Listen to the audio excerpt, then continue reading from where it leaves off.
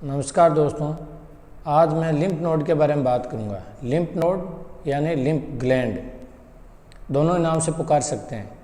और ये इसलिए इम्पोर्टेंट है कि जब कैंसर के बारे में बात करते हैं तो कैंसर खुद जहाँ बनता है उसके अलावा जो सेकंड मोस्ट कॉमन चीज़ है वो लिम्फ नोड ही है, जिसको हम मेटास्टेटिक नोड बोलते हैं, या फिर लिम्फोमा, वो इस नोड का ही कैंसर होता है।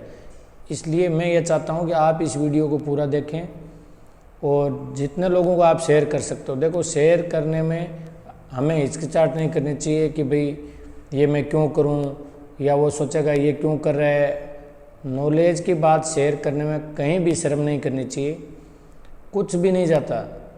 अगर किसी को 100 लोगों को आपने भेजा, एक नहीं अगर इस चीज़ को समझ लिया है, उनके काम आ गई ना, तो आपका और उसका जीवन सफल है। लिम्फ नोड ये फिल्टरिंग स्टेशन है लिम्फेटिक्स का। तो अब हम पहले ये पता करें कि ये लिम्फेटिक्स क्या चीज़ है। जब हमारे शरीर में हार्ट से ब्लड टिश्यू के हर पार्ट तक जाता है, बॉडी में हर सेल तक जाता है, तो वो ब्लड डायरेक्ट नहीं जाके ब्लड एक क्लोज सर्किट में चलता है। जैसे हार्ट से ब्लड गया, वो आर्टरी के तहत सारी जगह पहुंच गया, वहाँ पे फिर जहाँ पे देना होता है इनको न्यूट्रिशन या ऑक्सीजन, तो वहाँ कैपिलरीज का गुच्छ होता है, जो बहुत ही महीन पाइप होती है ब्लड वेसल की, जिनको कैपिलरीज कहते हैं, पूरा गुच्छा बना होता है। उनमें क्या होता है कि न्यूट्रिएंट्स वगैरह बाहर टिश्यू को जो ज़रूरत है वो टिश्यू में चला जाता है, ऑक्सीजन चले जाती है, और वहाँ पे जो वेस्टेज है और कार्बन डाइऑक्साइड है उनको वापस ले लेता है, वो वहाँ से विनस सिस्टम के तहत वापस हार्ट में आ जाता है। तो ये जो एक क्लोज सर्किल है, और जहाँ हमें देना था वहाँ पे कैपिलरीज का बंच था, वहाँ से दे दिया। अब इस पूरी प्रोसेस में उस कैपिलरीज वाले पार्ट में जो न्यूट्रिएंट्स जा रहा है या ऑक्सीजन जा रहा है, उनके साथ फ्लूइड भी जाता है, कुछ प्रोटीन भी जाती है, कुछ सेल्स भी जाती है। वो वहाँ जो फ्लूइड रुका है उनको वापस लाने के लिए जो सिस्टम है वो है लिम्फेटिक सिस्टम। वहाँ से वो उस जो सेल्स के बीच में फ्लूइड पड़ा है उनको इंटरसेलुलर स्पेस बोलते हैं, इंटरसेलुलर फ्लूइड बोलते हैं। दो सेल्स के बीच में या कई सारी सेल्स उनमें बीच में फ्लूइड पड़ा है, उनको जो एक्स्ट्रा है उनको वापस लिम्फ के थ्रू लाते हैं और थोरेसिक डक्ट से होते हुए विनस सिस्टम में डाल देते हैं, वो फिर हार्ट में चला जाता है। इस तरह से वो जो पीछे मटेरियल छूट गया उसको लेके आते हैं। तो ये लिम्फेटिक सिस्टम है। इसका ये डायग्राम जो मैं बता रहा हूँ, इसमें आपको जो दिख रहा है ये पूरा लिम्फेटिक सिस्टम है। पूरे बॉडी को ये वहाँ से ड्रेन करता है। ड्रेन मतलब वहाँ जो भी चीज़ है उनको लेता है, वो देता कुछ नहीं है वहाँ। अब ये जो सिस्टम है ये पूरा फ्लूइड और लेके आए, तो वहाँ मान लो आपके कहीं चोट लगी हुई है, तो वहाँ पे बैक्टीरिया भी होंगे या कुछ और भी होगा, जो टॉक्सिन्स भी होंगे, वो भी इसके थ्रू फिर तो ब्लड में आ जाएंगे, फिर पूरी बॉडी में फैल जाएंगे। इन सब को रोकने के लिए इस लिम्फेटिक सिस्टम में फिल्टरिंग स्टेशंस होते हैं, जिनको हम लिम्फ नोड बोलते हैं। लिम्फ नोड लिम्फेटिक्स में हर जगह नहीं होता। लिम्फेटिक्स तो नली होगी जो लिम्फ को लाने वाली है। फिल्टरिंग स्टेशन कुछ एक जगह होता है, उनको लिम्फ नोड रीजन बोलते हैं। बॉडी में पूरे पार्ट में नहीं होता। वो भी इम्पोर्टेंट है, क्योंकि जब हम लिम्फोमा की बात करेंगे सिर्फ वहीं होगा जहाँ पे ये लिम्फ नोड स्टेशन होंगे। तो लिम्फ नोड जो ये बीन शेप का शेप है, इसमें बाहर का पार्ट कोर्टेक्स होता है, अंदर वाला मेडुला होता है, और जो भी लिम्फ आ रहा है वो बाहर वाले पार्ट के थ्रू इसमें डाला जाता है। अफरेंट वेसल्स बोलते हैं उनको, अफरेंट लिम्फेटिक्स। और जब वो फिल्टर होके बाहर निकलता है तो इफरेंट लिम्फेटिक्स के थ्रू बाहर निकल जाता है। तो ये सारा सिस्टम फिल्ट्रेशन में काम है। उसके लिम्फ नोड के अंदर लिम्फोसाइट्स भी होते हैं। वो बैक्टीरिया या कोई मेलिग्नेंट सेल है या कुछ वायरस है या कुछ और है, उनको ख़त्म करने के लिए वहाँ पे वो अपनी फाइट करता है। इस दौरान कई बार वो स्वेलिंग आ जाती है, उस नोड है फूल जाती है।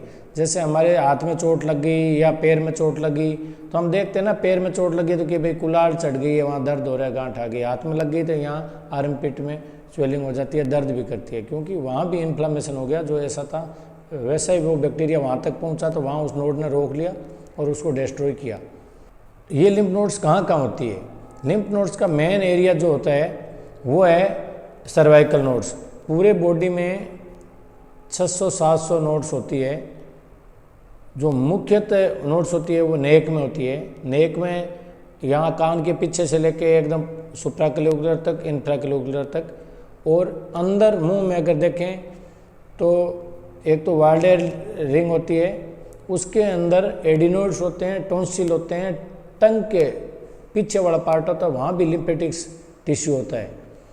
तो ये एक पूरा रिंग बनाती है, इसको वार्डेर रिंग बोलते हैं। और बाकी नेक में हम कई बार बच्चों में देखते हैं कि नेक के अंदर है जो छोटी यहाँ गांठें बन गई तो दिखाने आते हैं।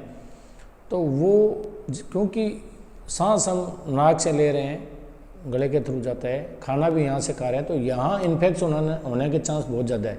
तो किसी भी तरह के इन्फेक्शन होगा तो उससे फिल्टर करने के लिए जो नोड्स है वो फूल जाती है।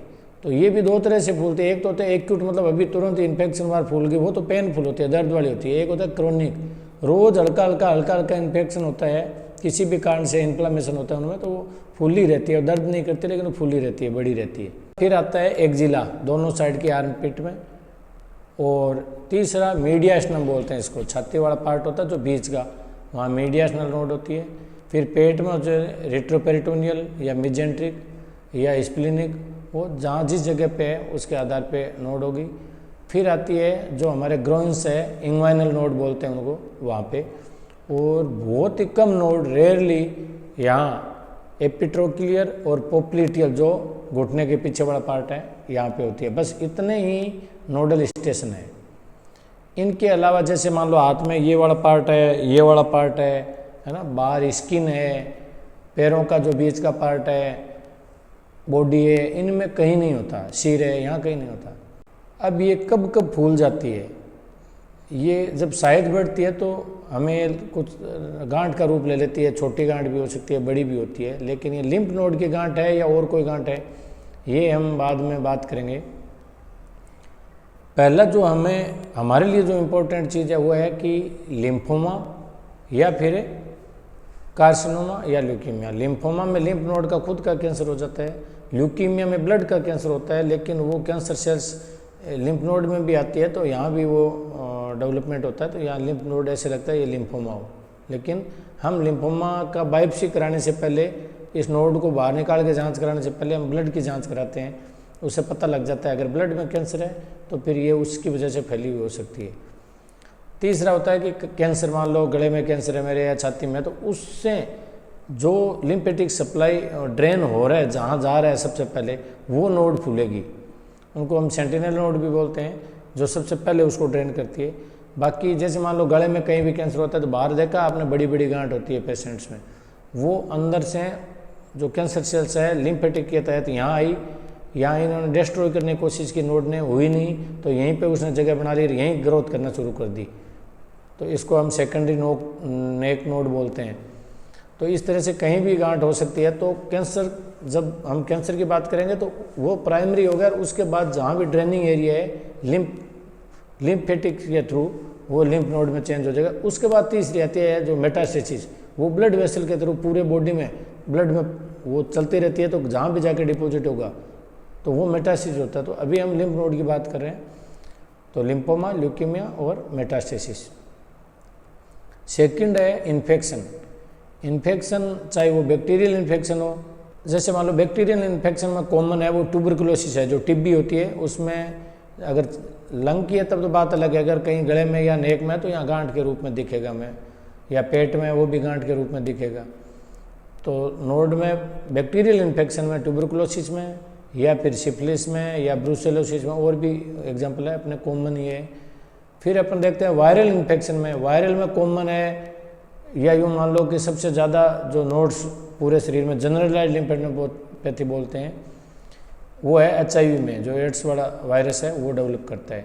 इसके अलावा साइटोमेगालो वायरस में भी है, हेपेटाइटिस वाला वायरस भी डेवलप करता है। फंगल इन्फेक्शन हो गया, उसमें भी नोड बन जाती है।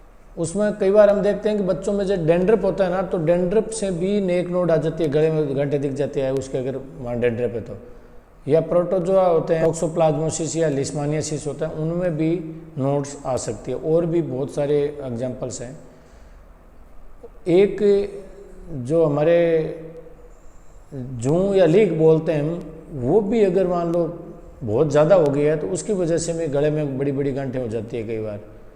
तो गांठ होने का मतलब ये नहीं है कि भाई कैंसर ये लिम्फ नोड की स्वेलिंग है। और लिम्फ नोड का मैंने एरिया बताया, ये स्पेसिफिक पता होना चाहिए कि यहाँ यहाँ लिम्फ नोड होती है। तो पहले अपन साधारण वाले कोज हैं उनको हटाते हैं, फिर देखते नहीं ये तो नहीं है, तो फिर हम कैंसर की तरफ जाते हैं कि भाई कैंसर की तो नहीं है। कुछ ऑटोइम्यून डिजीज होती है जैसे रूमेटॉइड आर्थराइटिस है या SLE है, इनमें भी नोड्स बढ़ती है। और इसके अलावा कुछ मेडिसिन्स होती है जैसे फेनिटोइन है, एलोपेरिनोल है, ये जब हम देते हैं तो कई बार ये रिएक्शनरी ये भी नोड्स बढ़ा देती है, इन नोड्स का साइज बढ़ा देती है। जो लिम्फ नोड्स है इसकी हम हमारे परिप्रेक्ष्य से हम बात करेंगे तो मेलिग्नेंसी के संबंध में बात करेंगे, लेकिन मैंने दूसरी चीज़ें इसलिए बता दी कि ये चीज़ें भी हो सकती है। ऐसा नहीं है कि भाई गांठ बन गई तो अब वो कैंसर ही है, ये चीज़ें भी हो सकती है। एक मैंने पहले लाइपोमा बताया था, मैंने कहा भाई बॉडी में बहुत सारी जगह जगह गांठें हैं, ऐसे कई बार हाथ लगा के देखते हैं लोग, यहाँ हाथ लगा के देखते हैं, वो लाइपोमा है। इनमें फ़र्क है, वो है LIPOMA लाइपोमा। वो जो फैटी टिश्यू होता है बॉडी का उसका बेनाइन ट्यूमर होता है, उसका कलेक्शंस होता है। और ये है लिम्फोमा, LYMPHOMA लिम्फोमा। तो उन दोनों में बहुत फ़र्क है, लिम्फोमा में और उसमें। लिम्फोमा लिम्फ नोड का कैंसर है और लाइपोमा बेनाइन है, फैटी टिश्यू का कैंसर है। धन्यवाद।